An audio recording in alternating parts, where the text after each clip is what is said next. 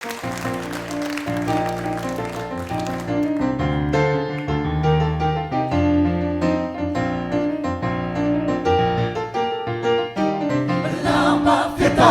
sasany mantsy fialonana amin'ny fankahalana ariko ny fanaratsiana fahitsy lambako ty hoay kosa Hotafiako amin'ny foko Manalavitra ny fialonana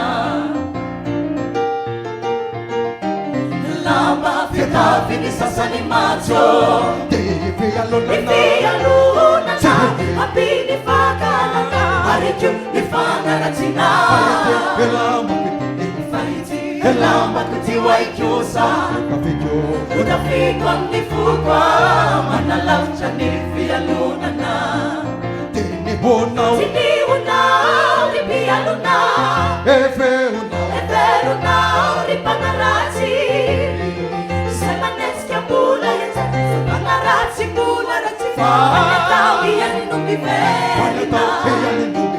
fahitsy lambako ty hoay kosa Hotafiako amin'ny foko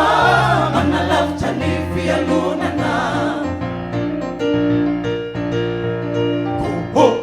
Kalo pialona Kalo mpanaratsy Hotafiako amin'ny molony Gasy fitafian'ny FIALONANA Ratsy atao manotire olona Mitandrema samia mamisaina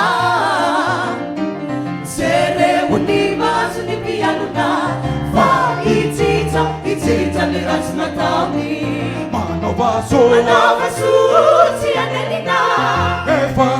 Ifankatsiava min'olo tsy tia Manavasotsy anenina Ifankatsiava min'olo tsy tia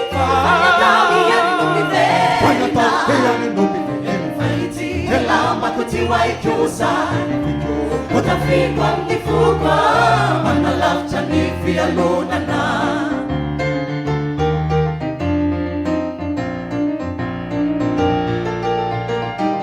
lamba fitafian'ny sasany mantsy fialonana